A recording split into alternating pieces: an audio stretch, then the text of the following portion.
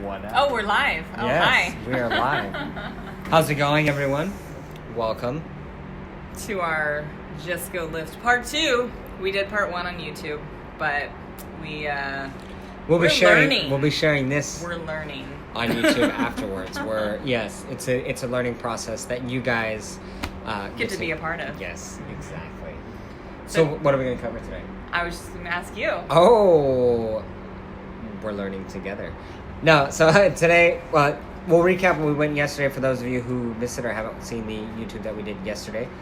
So yesterday we went over training and setting goals for moving forward in regards to specifically OCR racing, and that it also applies to every area in your life in regards to like setting a goal, overcoming obstacles. Like obviously, like for this, we're specifically talking about like physical obstacles on a race, but it also applies to any obstacle that you may face, like at work, emotionally, whatever. So knowing when you have a race, what is the most important thing to do to get ready for it? One is obviously figure out which race you want to do, identify that, lock it in, and then set up a way to make sure that you are prepared for the race as best as possible. That way, like when you go to the race and you do well, you know, one, that you've done everything you could to do well leading up to it, and then you perform as best possible date of. So then you will finish feeling much better physically and emotionally because you know you can and you gave it your all. You didn't just show up and lollygagged. Yeah, or just get it done. Because it is possible to just show up and be like, you know what, I made it through it. But that's not as enjoyable as knowing that you gave everything leading up to it and then finishing it feeling that like, hey, look, I really pushed hard and I deserve what I just accomplished. And so like knowing that, taking that serious, respecting that for what it is, would also mean that, hey, look, you have to set up a training regimen because now you have a deadline or a goal that you've set for yourself, and how do you want to train accordingly. So there's a few things that we covered yesterday. Real briefly, we'll talk about them in regards to laying out a training program for you. The first one would be, what is the frequency that you would want to train? So laying out how many times a week or month or whatever you want to train.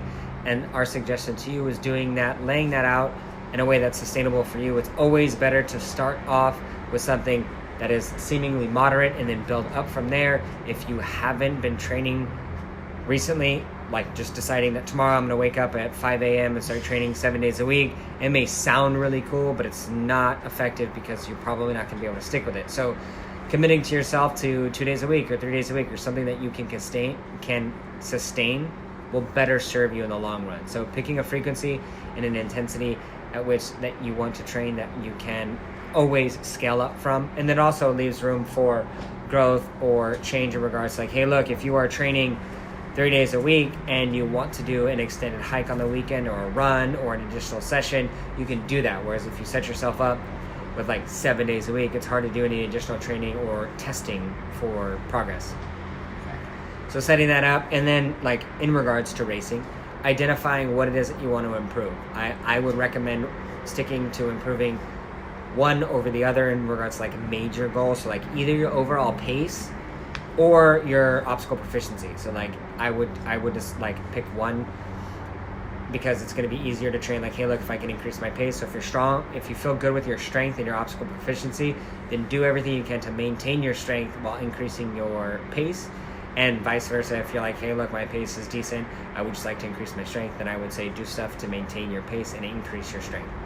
That's just like my personal whatever, because you will get diminishing returns if you try to do both at the same time. It's not that it's impossible, it's just a lot harder to do it. It takes a lot longer. Yeah, and realize that like that is two different programs. So like you would have to train twice as hard. And most people, like the average person, isn't willing to have two separate training regimens to achieve two separate goals at the same time. It is possible, it's just hard. So like if you want to do that, you have to respect it and know like, hey, I have two different goals, which means I have two separate approaches to achieve that goal at one time, which is difficult. Which is why most people say like, oh, you can only gain strength or you can only gain endurance at the same time, which like is kind of true, but it's just because most people aren't willing to put in the work that it takes to increase both your pace and your strength at the same time. So pick one, the frequency at which you're going to train for that, and then ways to measure or track like where you're starting and how your training is going. And then like with a fit test. There you go. Or like, you know, if you're doing the mile, how fast can you run your first mile? And then a couple weeks later, do it again. How fast can you run it again? And then if you're doing, want to get stronger in regards to upper body or whatever it is, make sure that you're writing the weights down that you're actually using so that you can track it. I used to always think, I'll just remember it. It's in my head. Or just go off feel. And then, I'll just, this feels kind of good. And then I'm like, wait, what did I do last week? What did I do? And you never remember. And so what has, worked for me and works for a lot of people, especially if you want to progress, is make sure that you write your weight down. And even like doing a checking endurance-wise, like how many burpees can you do in 5 minutes? It sounds freaking miserable. If you want, break it down to a minute. How many burpees can I do in 1 minute? And then go from there. You don't gotta kill yourself for the whole 5 minutes. I'm just saying, that's, another theory. I mean, you can, or you can build up to it or know, like, where you start to fall off. Like, if you do it a minute, if you do it a minute at a time, like, hey, look, I can do this many a minute.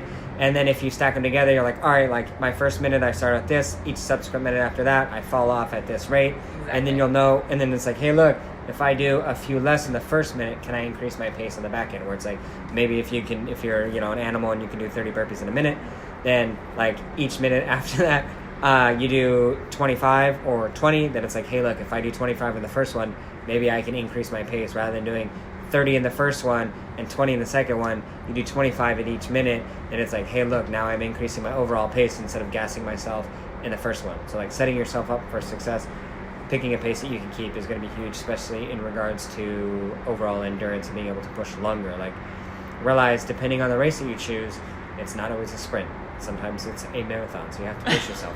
And like, it's always better to finish strong than it is to start off stronger than will allow you to finish strong. Because you see so many people on race, like, they come out of the gate, give it their all, like a cannon, and then midway through the race they're walking or braking or stopping because they've gave it everything they got. If you take a moderate pace at the beginning and you can turn it up at the end, that's a little bit more beneficial than just like coming out hot and then finishing cold. That's never fun. Exactly. So, like, those are, real quick nutshell what we covered yesterday. Oh, and then also, though, in regards to that, once you've done your fit test again, did you get better? Did you regress? Is your training working? Exactly. That's what it boils down to. And if it's not, if, like, you've put in this time and energy, like, it's hard to adjust because then it feels like you're essentially admitting that, like, that was a waste of time. But, like, honestly, like... But be real with yourself. If it was, then don't waste any more time, right? So, like, if the training that you've been doing hasn't been moving you in the direction that you want...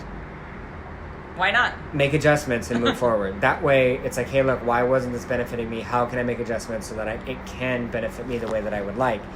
Rather than just, like, continuing to beat a dead horse or doing the same thing over and over and then not getting the result, because then you're going to spend so much more time and energy and not get the return that you want. So, like, test yourself, see if you've made progress. If you haven't made progress, then take a hard look at your training regimen and be like, all right, like, how can I adjust this?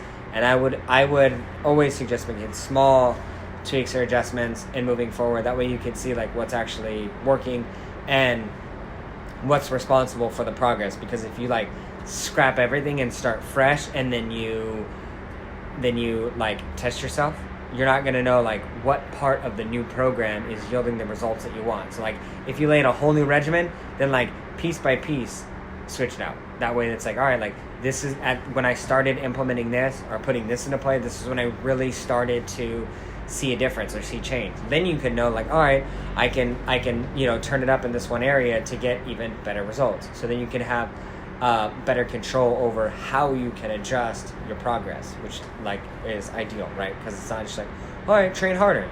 You want to be able to train smarter. So if you know exactly what's yielding the result that you like, then you can adjust the frequency or the intensity of that to increase your rate of return. And realize things take time. It's all about consistency. And it took you how long to get where you are right now? So, like, know that it's going to take a little bit of time to, like, move forward, make adjustments, grow. But you're not going to know that unless you're tracking it, right? So make sure that you're tracking what it is and that you are reflecting on it and that you are celebrating the little wins that you have, so that'll continue motivating you and pushing you further. And knowing, why did you sign up for this damn race?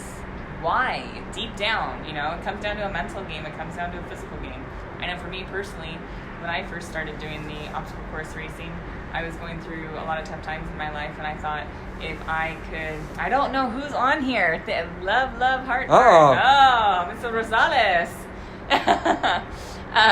But I know when I first started doing obstacle course racing, the biggest thing that I want to do is I figured if I could do this, like I could do anything, because it requires the mental grit, it requires the physical grit. And so when you are going up and like doing an obstacle, or you just look and you're like, oh my God, these mountains are never ever ending. Get into that head and say, I got this, I gotta keep going, and just keep putting one foot in front of the other. Yes, there's times where you probably feel like you want to cry. I've had those moments. I've been there. Thank you, sir. Thank you, sir. Thank you. Miss you. I know. But yeah, so consistency, and then really bringing that like physical and mental aspect together to crush the race. Because if you're telling yourself, I can't do this, this is too hard, you're absolutely right, and you will not finish the race with that negative attitude. So change it up. Be positive. So with that being said, we're gonna show some obstacles. All right. So actually, we just put up something a little bit different or new in the gym. So we'll show that. I'll let my beautiful wife demonstrate it first. Oh. And so this is something that, we've definitely seen before. And so we wanted to bring it into our space to help both, you guys and our members and other people get ready for obstacles. The reason I'm going to let her demonstrate is because this is one of the obstacles that she kills, as well as it was one of her biggest obstacles learning or like getting into it. She felt defeated her first race, and she was like, hey, this is something that I'm going to learn to get better at, come back super strong. And she learned it similar to like how some of you guys are going to learn it right now online via a video. She learned some tricks, visualized herself doing it, thought about it over and over, and then when she hit it the next time on the race, she was able to conquer it. So I will flip this camera around so you can see her. Oh, there you go. Am I live? Yep. So first things first, I do not recommend these shoes. Okay, these are not the proper shoes for a rope climb. Sorry, Reebok. She recommends Reebok, just not for rope climb. So you want something that has nice grip, especially for grips the rope so much better. The other thing that you want that I recommend, at least for the rope climb, is gloves. I used to when I first started, 5 bucks on the Depot, grip, glue type gloves. They work amazing. They're $5. They'll last a couple races. The other ones I like are the wide receiver gloves because they're nice and sticky. And so the reason why I like the gloves for the road is because to slide down when you're firing. Because it's tiring, right? Especially when you're on a race, it uses a lot of energy. And so you want to learn the technique with your legs so that you're not utilizing as much of your body energy to put yourself on the road. So, nice fancy shoes, they're grippy, nice good gloves, right? So, first technique, I am not a personal favorite of it, but I do like to show it, is the S hook. So with it, we'll call it like the stripper S. There you go. You're going to wrap your foot around it, alright? So you want to practice. You want to practice the motion going around. So, run in between the legs, wrap that foot around. So you want to make sure it's right in between the legs. The rope goes on top of your shoe. From here, for this purpose, we're going to practice using the bar. Alright, so that we can work on our upper body strength and we can work on our footing technique here.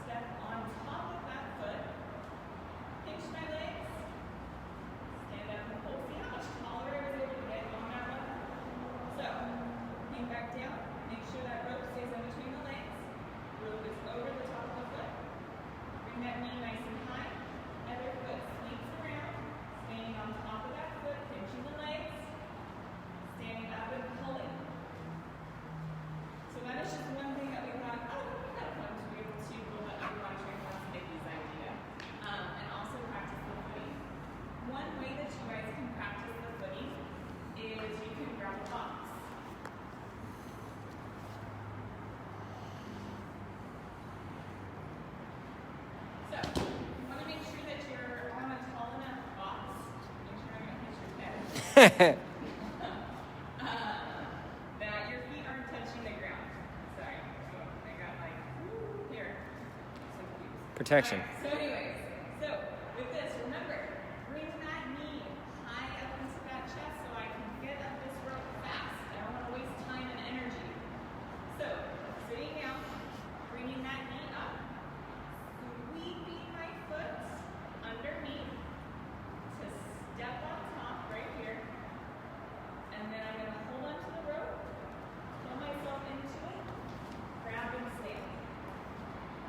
Alright? And then you're going to come back down. So the whole purpose of sitting down is to make it like a mind-muscle memory thing. So that when you are going up the rope, you build that mind-muscle connection, and it's just a second nature to you. So practice sitting first, and then you can go up and down the rope. That way it's just habit. Like because you're like, if you're on the race, you're tired, you're fatigued, you don't want to have to think about it. You want to just be able to act. And so the more confident you get with the movement, with securing your feet, then the easier it is. Jerry's on. Then it's easy to move with control, because the more confident you are, the more confident you feel, the more calm and controlled you'll be able to move. So like doing it seated is definitely going to help, and breaking it up like she just displayed will allow you to build the confidence on the floor with your feet. So that way when you're hanging, you won't necessarily be panicking about what do I do with my feet. You want it to be more reactive, where you're just like, you grab the rope, your feet automatically know what to do. Next, she's going to demonstrate her rope walk up. So this is how we break it up. So we went over the foot technique and different ways you can practice that. And this is how you'll practice and build both the grip strength and then the upper body strength you need to be able to both hold your body weight on the rope while you're getting your feet where they need to be, and then, walking your hands up. All right, so if your knees are bent, it's a little bit easier. If your knees aren't bent, then it's a little bit harder. So it depends on what your capabilities are. So with this, we're going to walk ourselves down the rope. So make sure you keep your core nice and tight. I'm going to lean back, walk myself down the rope. Make sure that you don't touch your ground. Like a wrecking ball. Alright, so I don't want you dropping yourself all the way down. I want you maintaining that constant tension and that grip strength in those hands. So go as low as you can. If you need to bend your knees, bend your knees. So we should be in this position here. And then we're going to walk ourselves all the way back up, and then walk ourselves back down. And that's really going to help build that grip strength. You want to get comfortable just hanging on the rope. So literally just hanging for as long as you can. A lot of people, they like to go and I'm just going to run and jump and grab the rope, but so many times people don't have that grip strength yet, and they end up sliding down the rope before they've even started. So really learn how to come up to the rope and calm.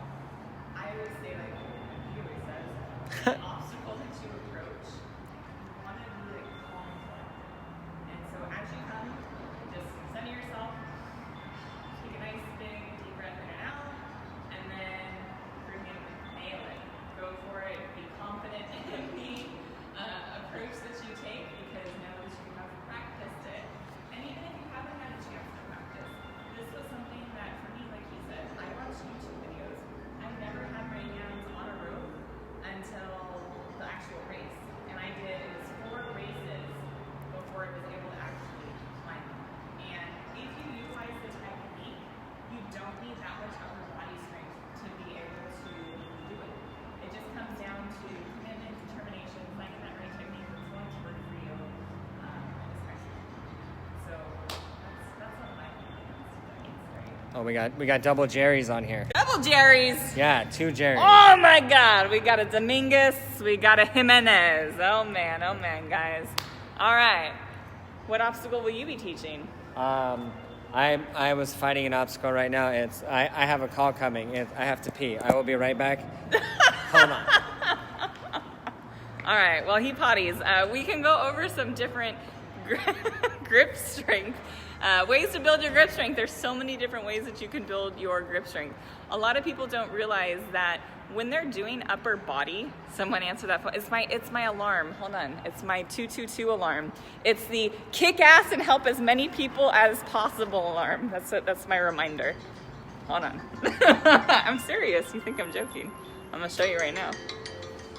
Kick ass, help as many people as possible. You got this. That's what I tell myself. You got that? All right, it's been answered. So anyways, back to grip strength. So many people don't realize that when they're working their upper body, that you're working your grip strength. There's a lot of different like general exercises. Doing a deadlift, doing a like bent over, reverse grip pull, overhand pull. You beat your alarm. Thanks, Jerry. So all of these different types of things will work your grips. During our OCR trainings, I am huge on working the grip because obviously that's what a lot of people need during the races. You guys are a little slow in your comments here. What's happening? Mr. Jimenez and Dominguez? I'm just kidding. But anyways, he's back. Oh, yeah. Okay, fine. Sorry. We'll go over the grip strength later. Sorry if the camera was moving during the rope demonstration. I was like doing the dance. Okay, all right. It was bad. He's about to be twisted on the twister. Oh. We're ready. Here we go. We're going to share that video. All right, here we go. Twisty the twister. All right. So there's plenty of ways to do this. I personally like to go backwards, but I do realize that takes a little bit more strength and muscle behind because you have to engage your scapular all the time, as well as be a little bit more confident with your hand movement. The only time people struggle with going backwards is once again when they don't have the strength to stay up, or oh God, don't have the strength to stay up. Yeah, those up. We're in progress for that. Or they're worried about watching where they're going. But like if you're confident with your movement, you don't necessarily have to see where you're going. And so most of the time, like people struggle because they'll reach up and they'll try to watch, and so they're so focused on like looking back that it's not comfortable. They can't engage like that. But if you just like advance without having to see and you just like feel it out, then it's typically a little bit easier. Our handles are a little bigger than you'll see on the race, but they're also spread out a little bit further. So on this one, you're able to put two hands, but that makes sense for the fact that the handles aren't right next to each other. So like, I'll demonstrate backwards. So you go backwards, like I said, you don't necessarily have to see like where your hand is going. If you just reach, you feel it. And then you should be able to advance fairly quickly backwards. Sideways is... That's the speak louder cue. Oh. Sorry. The old man can't hear you. We love you, Map. Turn the volume up. The other way is if you were to go. You got it, Jerry. If you were able to go if you wanted to go side by side, you can do it either in a semi-dead hang.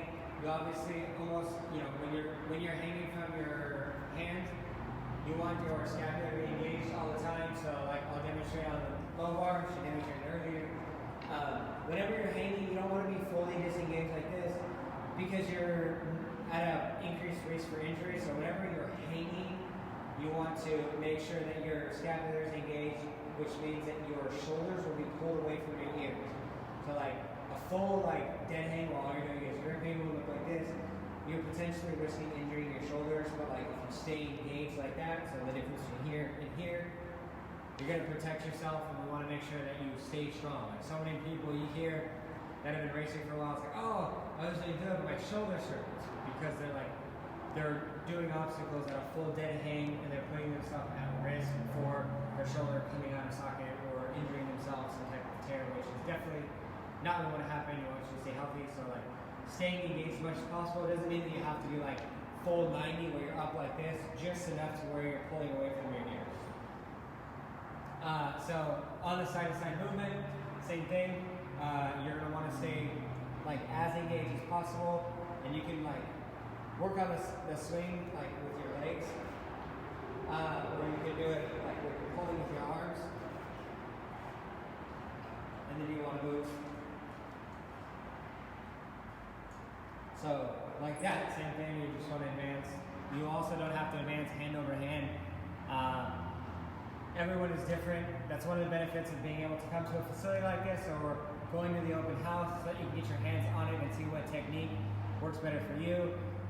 That's going to be beneficial, hugely beneficial to you coming to a facility where you can put your hands on it, or go to the open house where you can put your hands on it.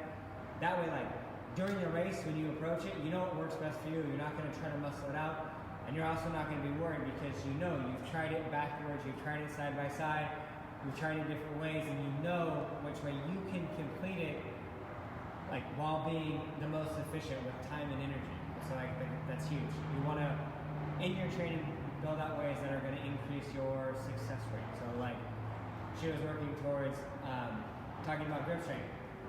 On these, like, grip strength is obviously huge, but one of the things, like, it doesn't matter how strong or weak your grip is, if you aren't secure in your grip before you advance, you will fail.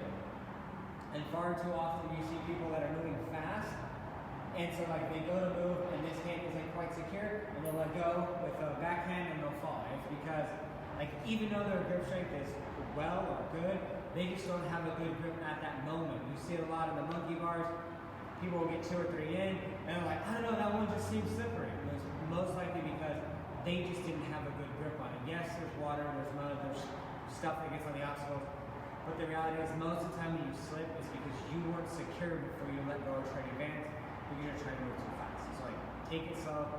Sometimes slow is fast. Common control will always be better than fast and frantic. Did you have, like, there's all kinds of different tips for, like, training grip strength. I know one of Matt's favorites is towels or old shirts over a bar or something like that. It's going to definitely help, like, the squeeze, because it's a vertical hold, so you're making sure that hands don't, like, slip down. You want to show them? We have that one right there. So that is grip slip. And so they come in all different lengths. This is an extra long or large. And then He likes it extra long. yeah, like my coffee, like and strong. My God. This is a normal one, but it has 2 handles, so not all of them have 2 handles. But these are super nice. You can use them for all kinds of things. But if you wanted to hang from it, you can put it over anything you want, a tree branch, pull bar, whatever, and then squeeze it and hang. And that would, like, definitely help your grip strength. The one with the handles is awesome because you can, like, try your grip strength this way, but you'll get more benefit from the vertical grip and holding on like that, because you have to hold on tighter so your hands don't slip. And so it'd be very similar to, like, the strength that you would need for the rope or the rig, because, like, that's the part that everyone hates on the rig is the rope, right? Because they slip right off. It's because they don't have the grip strength required for that, like, that vertical hang. But changing your grip helps. I know with Sam, when she does a twister, she will alternate on the horizontal and vertical part, because it breaks up the way it taxes your grip. Because holding on to something like this requires a different grip strength than holding on to it like this. Well, plus the handle too, like, will prevent it from slipping. So, oh, hold on, guys. The handle, when you're grabbing it, yes. So, Here. Oh. Sorry, guys. There we go. He's gonna demonstrate. and so, like, this, you can obviously slip off. If you're here, the handle stops your hand from sliding down. So it breaks it up a little bit differently. It secures your hand, and you don't just, like, slide right off the bottom and you don't know anything like that. And especially if they have, like, the actual grips on the bars, like the little hand covers, they started to take them off. They have some lanes that have and some lanes that don't. That way you have the option. And Jerry, in regards to your glove comment for it, No love, no love. For me personally, we'll turn it around. For me personally, using gloves, I like to use gloves on certain obstacles, not every obstacle. I am not a fan for it for the twister, but that's because I feel like any hanging motion that I'm in, like a vertical pattern, such as, like, the monkey bars, I feel like the gloves actually slip off of my hands. I will use it for the rope climb. I will use it for Olympus or a sled drag just to protect them. But as far as, like, monkey bars, or, like, if I'm just hanging like this. She likes it more for pulling rather than hanging. So like you said, the sled drag or the Olympus, where you would potentially be like pulling, it's a lot easier on your grip. The reason she likes it for the rope isn't necessarily for the grip; it's for the slide down to protect her hands. Like the tips that she gave for the rope in regards to long socks, pants, gloves, are all just to protect her on the way down. So like her grip is better hanging when she's just like ODB raw. Oh my god! But like in regards to saving energy and sliding down, the gloves are super beneficial. Yes. All right, next obstacle. What do we want? What do you guys want? Or grip strength. Or tips. grip strength. I mean, tips. like there's so many that you can do. Even if you didn't have the grip, like the grip's like a t-shirt over the bar. 'Cause some people are like, well, I don't have a pull bar at the house. Like that's all right. One of the ones that I learned first that I thought like, no way that works, but it's actually cool. You can do anywhere. No innuendos. Hey, we keep it fun, Jerry. It's outdo. But they fingertip push-ups or just fingertip planks will definitely help with. He'll demonstrate those right now for you. It'll help with grip because of the strength it requires to keep your fingers out. So if you need to just plank, then just plank. If you want to do push-ups, that obviously makes it a little bit more challenging. You can always drop it to your knees too. But if you drop it to your knees, my only request is that you keep those asses down. If you ever come to one of our classes, I smack butts. I do. So keep the core engaged. Shouldn't be in a crawling position. Sonia knows. I know I've smacked her butt before. But that's huge. Another one that I like that is a little bit different or weird is gymnastics rings. Like they're obviously meant for hanging, or like that's one of the many uses for them. I like them for like on the ground doing planks, push-ups, whatever, because of the grip strength that's required to not get them to roll or fold. And it's also really good like core stability. So you can do all of that stuff, engage your grip as well as engage your core. And it's hugely beneficial because of how much it takes to actually like hold on to them. I know like the first time Sam saw me do your knuckles are white. They were like blue. Ripping the shit out of me. So that I can like smash my head in the ground. And they're super cheap. You can order them on Amazon, Walmart, or $10. But get the wooden ones. If you get the plastic ones, they don't work as well. So. Well, especially if you're dancing, because they're super slippery. Yeah. And they're also slippery on your hands. Like these, because they're wooden and porous, so you can grip them differently, and they also like seat better on the floor. And then there's like different variations for that. Like you can turn this way, and you can touch them together. I feel like touching them together is the easiest way to start. What does that look like? It looks like a beat. So like putting it together looks like this. I personally think it's the easiest way, but I've also suggested that to people and they feel like it's harder. So it depends on which of your like stabilizer muscles are stronger, I guess. And so putting it together would look like this. And so you would hold it. And I feel like it's easier because it takes away one of the variables in regards to moving, so you're only squeezing in one direction. And same thing, I feel like the second easiest would be sideways this way. And then the harder one is forward or front or back like that. See his knuckles. Look at him. Look at him.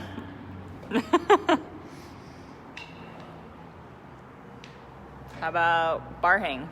Bar hang is definitely huge for grip strength. And then doing what we call, or everyone calls, hip slaps. So you just hang. And then once again, like calm, control. When you have a good grip, let go. It's a lot easier said than done, but like do your best to be as controlled as possible when you let go, because it's going to be easier to hold on. Same with like fast, frantic movements when you're on an obstacle. So like if you're here and you go to do a hip slap, like the more controlled you can be, the better. So like you let go and you like don't swing everywhere. Same with going back up. You want to like not swing, because the more controlled you can be, the easier it's going to be to hang on. If I let go and do this, like now it's like I'm fighting to hang on because I'm swinging everywhere. The more controlled you can be, and like that's not in grip, that's in like body control. I get asked all the time, what do I do for ab workouts? I don't do anything. I just like, when I hang or do something like that, it's core engagement. So like, if you engage your core when you're hanging, you're not going to let go and like Tarzan swing everywhere. And it's also beneficial while you're on the race, like not just for you, but for other people. Because if you're in the monkey bars and you're swinging like a madman, you're gonna kick somebody else. So like, one, like it's gonna make you a lot stronger in regards to like every aspect of your life. Pouring people is huge, but then it's gonna help you be a little bit more respectful to other races on the course. Like that's one of the things that's huge for us. We try to teach all of our people in here is like, be conscious or mindful of the other racers. You're not the only one on course. So like when you're running, walking, you're about to approach an obstacle, all of that stuff, be mindful of the other racers because it's going to increase the quality of your experience and their experience. If you're like worried about being able to get across the rig and you jump on before someone's all the way across and then you catch up to them, then you're more likely to struggle or fail because you're going to have to run the obstacle longer and you're potentially going to pressure them. And so like, it's going to make it a lot better for you if you give them a little bit of space, give them some cushion, and then go. That way, like, you're not waiting for them, and then, like, because if you're on the obstacle waiting, you could reach a point where you're fatigued, you fall off, and now you fail just because you shot too soon. So, like, be mindful, and then especially, like, in regards to one of the new obstacles that they just released, the egg beater. It's, like, it's long, it's connected, and it spins. So, two people could be on it at the same time, or, like, you could be on it. Called the egg beater? Yeah. And so, like, because it looks like, you know, like a, whatever, whisk thing where you put on a bumper. But if 2 or 3 people could be on it at the same time and you go to get on it or off it while someone else is getting on, it's going to make it extremely challenging and difficult because, like, when their body weight hits on it, it's going to potentially, like, spin you off or make things more difficult. I know, like, we've had some fun, like, on the twister where, like, 2 people on the opposite side and go and play chicken, and if, like, someone is it's scary. If someone is heavier, the other person will go up. Like, that's just gravity works. And so you will get it to where you're, like, about to shoot up. I know Matt was actually pretty clever when we did that because he's lighter, so, like, he went up. Like, he's smart. He, like, transitioned down or, like, rode it all the way up. I'm an idiot and I didn't want to hold on, so I was going to, like, fly all the way around it. I was strong. Matt was smart. So, like, in a race, be smart. Give yourself some room. Approach the obstacle when you know that you're going to be successful. You know, make it better for you and for the group. Awesome. What else? We'll do one more before we wrap it up, unless you have any other questions. Our goal was to do this for an hour just to provide you guys some value. About 40 minutes into it. So we'll cover a little bit more, and then we'll wrap it up for today. And we will be back tomorrow just to provide you guys with a little bit more, some tips, tricks, and we'll get some feedback on this one and see if there's anything that you want us to cover, any questions that you have, because that's what we're here for. Our goal is to hopefully, you know, increase your ability to be able to train and, like, line up on race day as confident as possible. Awesome. So what do you want to cover next? Let's do Atlas or outside? Olympus? Spear? Wall? I don't know. We can do we'll do the Atlas, and I feel like that one's fairly quick, so if we have time. All right, we're going to pick up some heavy balls. Oh, black We ones. got a lot Big of ones. balls. We got big balls, we got small balls. Yes, Jerry, these balls are for you. These balls are made for walking. Just kidding. Balls? Yes, balls made for walking. Okay. All right, here we have he just makes it look so easy. That is not how you pick up the damn ball, okay? Yes. That's a 75-pound ball. We have a 150 ball. On the race, I believe the female is like 55 pounds and the male is 90 pounds, I believe. Don't quote me on that. But we're going to show you the proper technique on how you can actually pick up the ball and do it without, we don't have an inverted wall, and do it without hurting your back. All right. Yes, heavy balls. Here we go. All right, so I'll demonstrate how I like to do it, and then she'll demonstrate how she likes to do it. They're very close, very similar. This isn't how I do it on the race, it's just whatever. So when you're coming up, you're fatigued in the race, you potentially don't have the strength to pick it up, the easiest way to do it is to put one knee on the ground, grab the ball.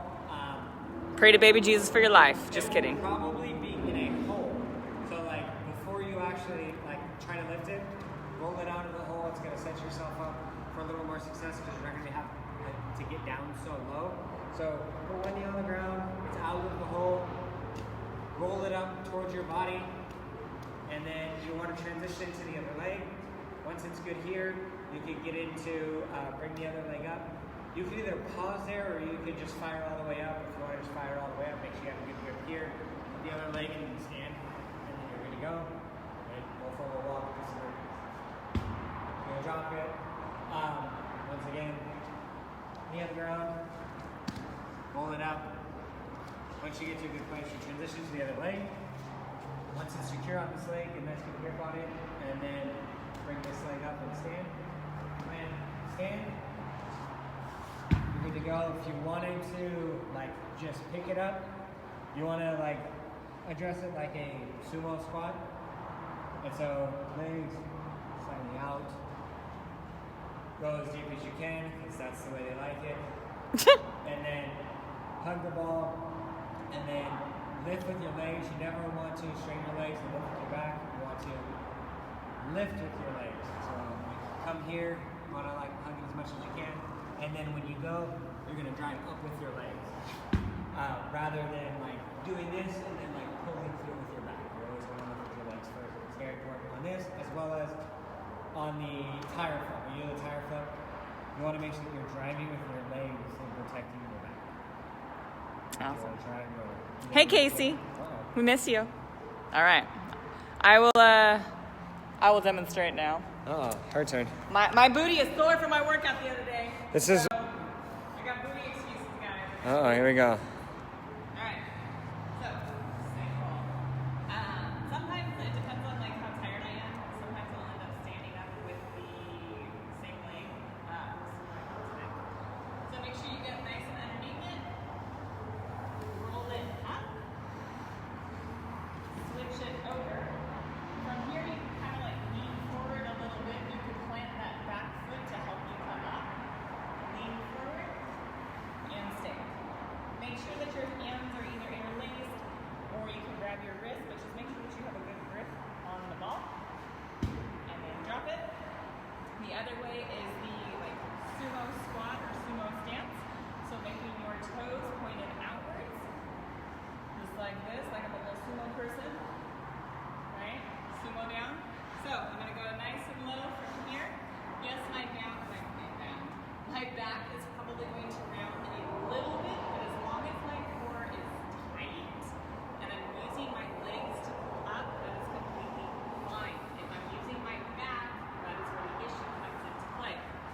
So, because of the motion of it, I will be leaning forward to bring it up to get my arms actually underneath the ball. Map said you're legit. So, get under nice and low. Make sure that you pull through. So I'm using my legs to lift up the ball from here. So core is tight, picking it up, pulling with my legs, standing up, and then walking up. I think we need to see that one from the back. Are you screwing with me? yeah. I'm just kidding. Map did hearts, but we'll pass on that one for today. That's for the private collection. All right. But yeah, so with that, like the way that you can practice those is doing like sumo squats. So if you don't have a big ball to play with or a big tire, if you use a landmine. So what you're like, what the hell is a landmine? Thanks, Matt. Thanks. Let me show you real quick what a landmine is, so you guys know how to practice these. She's gonna set you up right here. So like if you don't have a landmine, you can do this all kinds of stuff. If you have a kettlebell, you can do it with a kettlebell in between your legs. If you have single dumbbell, you can just do like a dumbbell, like goblet squat. If you have a sandbag, same thing. You can do anything that you would potentially like straddle or keep in the center of your, center mass, and then pick up. Like, so for her, she's probably gonna keep her grip low and then do it. If you had a weight, you would keep it up by your chest and then do it. So make sure with this, obviously there would be plates on this, but I'm not doing that. So with this, I'm using my legs to pick up the bar, not my arms. My arms are just holding it. So they're staying out straight, okay? So they're nice and relaxed.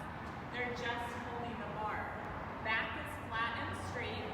Core is tight and nice and deep. Toes are pointed outward. From here, I'm going to push through my legs, stand, squeeze my tush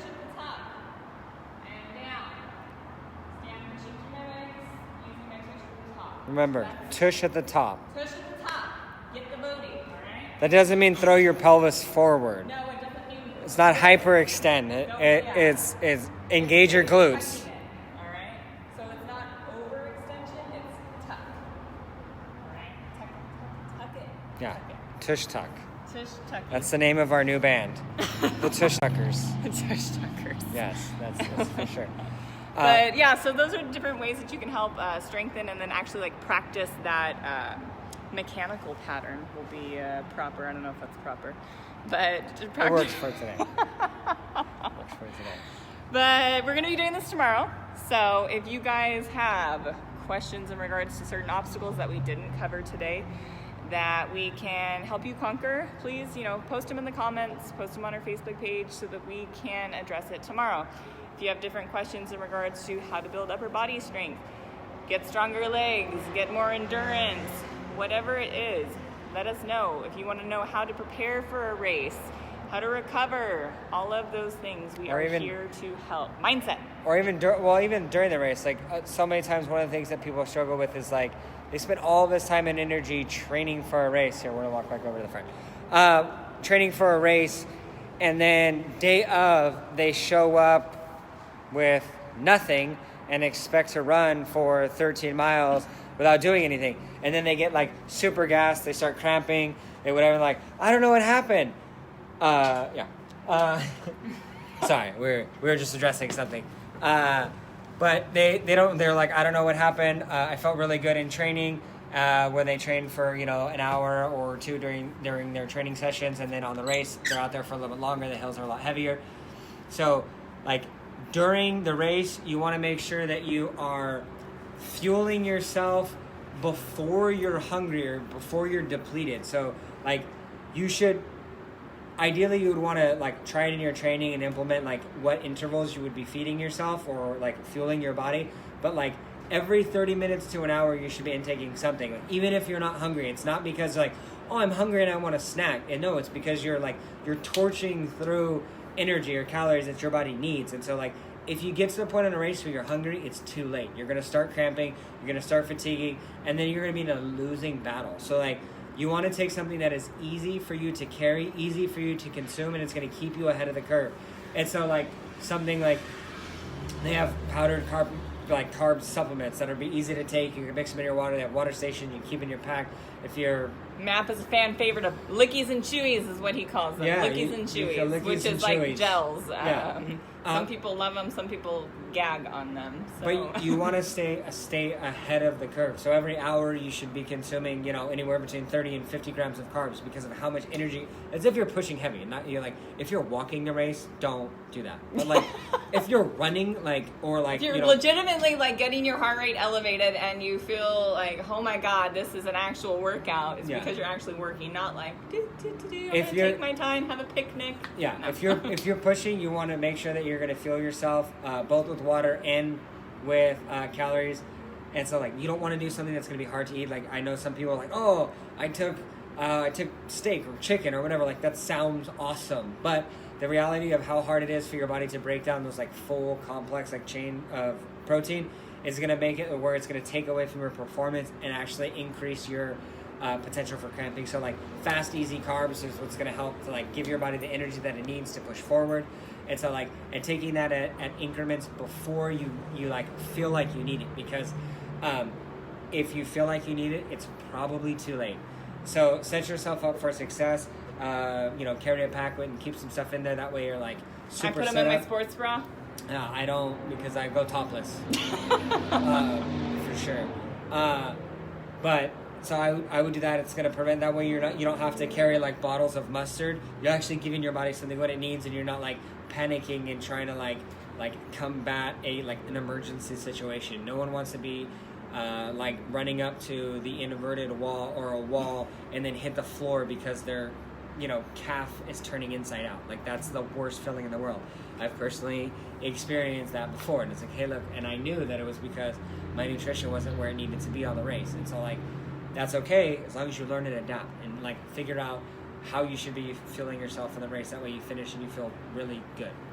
So that's definitely something that's huge. Make sure that you set yourself up for success, both with like fuel and hydration during the race. Yeah. So we'll be live tomorrow at what time? I think run 2. There you go, round 2. Yeah. I'll double check. We'll post punctual. it. I know. Yeah. Well, we'll let you know. If you guys like this, then let us know. Like, share, comment, tell your friends how awesome you are. We are, and you are. All of us. Everyone's awesome. Yes. But like, if you thought this was valuable, please let us know, because we want to do more and more stuff like this.